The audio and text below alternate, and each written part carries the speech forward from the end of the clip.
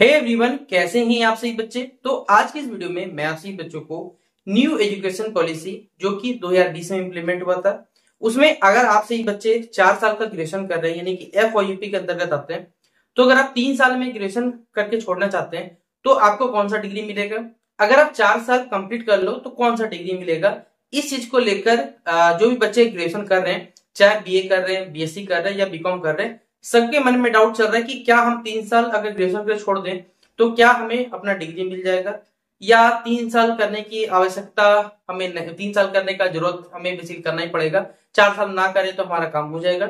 सब कुछ बताऊंगा इस वीडियो में, ध्यान से सुनिएगा। तो आपके जो भी डाउट्स चल रहे होंगे ग्रेजुएशन संबंधित की डिग्री मिलेगा नहीं मिलेगा, क्या है बात, पूरा समझने की कोशिश करते हैं। तो अगर आपको ये वीडियो आपको हेल्पफुल लगे, यूजफुल लगे, तो वीडियो को सबसे पहले आप लोग लाइक करिएगा, जितना हो सके शेयर कर दीजिएगा आपके जितने भी दोस्त आपके साथ पढ़ते हैं, ताकि सबके भी डाउट्स क्लियर हो पाए कि उनको कौन सा डिग्री मिल पाएगा, क्या होगा इस FYUP यानी बेसिकली जो न्यू एजुकेशन पॉलिसी लगा गया है उसके तहत आपको कौन सा डिग्री मिल पाएगा, ये सब कुछ बताऊंगा। बाकी कुछ पूछने के लिए आप मुझसे Facebook, Instagram, 2 link description box में मिलेंगे। टेलीग्राम ग्रुप पर एक और लिंक मिल जाएगा, जहां पर अगर आपको कॉलेज या यूनिवर्सिटी तरफ को भी अगर अपडेट आता है वहां पे शेयर किया जाता है, तो आप हमसे वहां फॉलो करना चाहे फॉलो कर सकते हैं। वीडियो को शुरू करते हैं। देखिए, ग्रेजुएशन जो है आप सही बच्चे जानते होंगे कि NEP 2020 इंप्लीमेंट हुआ, जिसमें कोविड की वजह से 21 में तो इंप्लीमेंट नहीं हुआ, ये इंप्लीमेंट हो पाया 2022 में। ठीक है, तो 2022 से जो भी बच्चे बेसिक ग्रेजुएशन कर रहे हैं, मतलब जिन्होंने एडमिशन लिया अपना 22 में, उसके बाद से FYUP सिस्टम लागू हुआ है।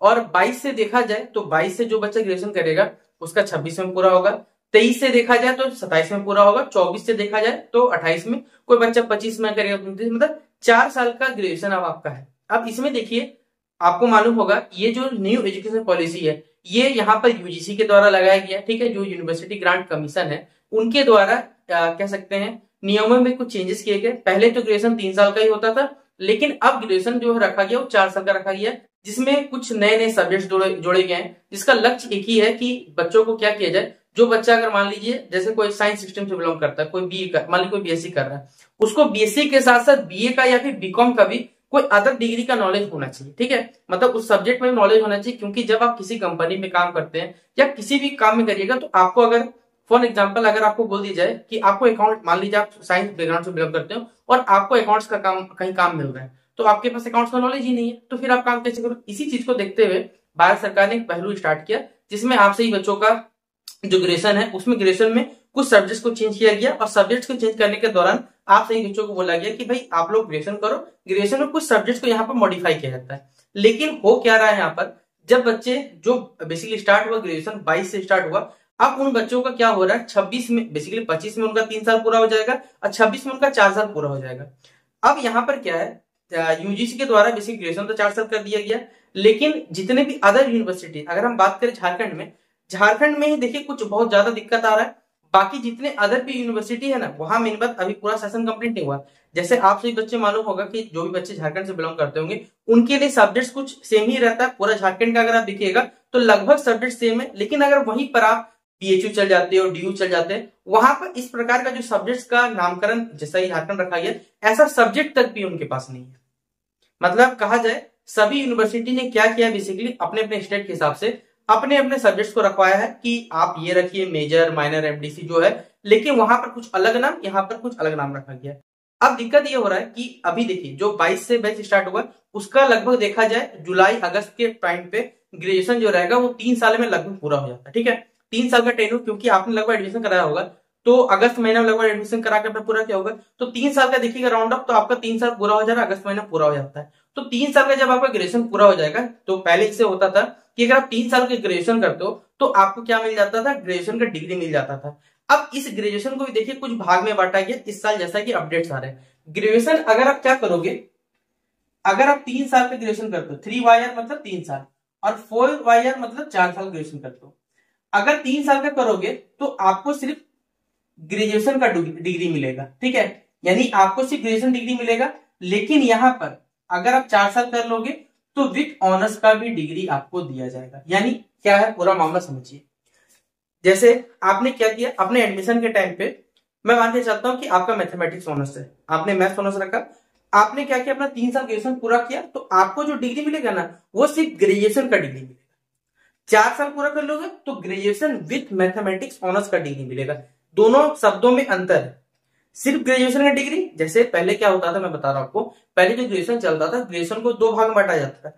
आप ऑनर्स करना चाहते हो या नॉर्मल ग्रेजुएशन का। नॉर्मल ग्रेजुएशन मतलब आपको वहां कोई ऑनर्स का डिग्री नहीं दिया जाएगा कि आप इस सब्जेक्ट में महारत हासिल हो, ठीक है। जैसे अगर मान लीजिए पीएचडी भी करते हैं भविष्य में आप लोग, तो आपको क्या है, इस सब्जेक्ट में आपका कमांड है, यानी आप इस चीज में जान सकते हो, आप इस चीज के बारे में लोग बताते हैं। तो बेसिकली रिसर्च पेपर या ऑनर्स पेपर होता है, मतलब आपको सब्जेक्ट में महारत हासिल है, तो उस चीज का आपको डिग्री कब मिलेगा, 4 साल पूरा होने पे। लेकिन अगर आप 3 साल में ग्रेजुएशन छोड़ देते हो तो आपको सिर्फ मिलेगा ग्रेजुएशन का डिग्री। अब इसमें कैसे मिलेगा, देखिए 4 साल का ग्रेजुएशन करने का तहत यहाँ पर यानी जो एफवाईजीपी बेसिकली 3 साल का करने के लिए आपको क्या करना पड़ेगा, जब सेमेस्टर सीरीज का फॉर्म फिलअप होगा तो बहुत सारे बच्चे ऐसे क्या करेंगे जो ग्रेजुएशन छोड़ना चाहेंगे, तो सेमेस्टर सीरीज का फॉर्म फिलअप के दौरान आपसे कुछ एक्स्ट्रा पैसे लिए जाएंगे, जिसमें आपका माइग्रेशन, सीएलसी हो गया, बहुत सारे ऐसे डॉक्यूमेंट जो कि आपको बेसिकली ग्रेजुएशन के बाद मिलना चाहिए, वो सारा डॉक्यूमेंट मिल जाएगा। लेकिन अगर आपको भविष्य में कभी भी अगर ऑनर्स का डिग्री चाहिए तो आपको 1 साल और करना पड़ेगा, तो जाके आपको ग्रेजुएशन विथ ऑनर्स का डिग्री मिलेगा। ये दोनों में अंतर होने वाला। अब बोलिए भैया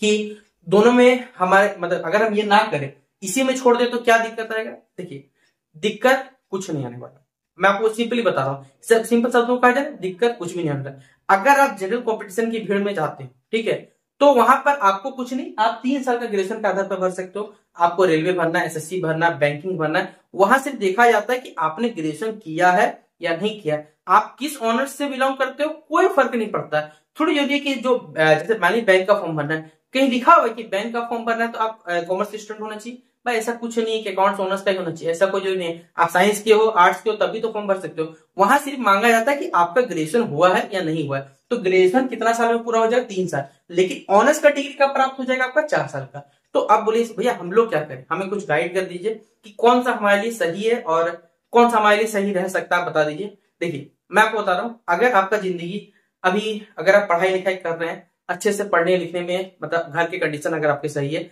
आप अपने से खुद से अपने जीविका चला ले रहे हो, तो 4 साल का करना। लेकिन अगर आपकी आपके कह सकते हैं आपके ऊपर जिम्मेदारी आ चुका घर का, क्योंकि बहुत सारे बच्चों पे ग्रेजुएशन करके जिम्मेदारी आ जाती है, कहीं काम करते हैं, बहुत सारी दिक्कत है। क्योंकि देखिए ये दिक्कतें हमने भी झेली, इसलिए हमें मालूम है कि बच्चों के साथ क्या दिक्कत आता है।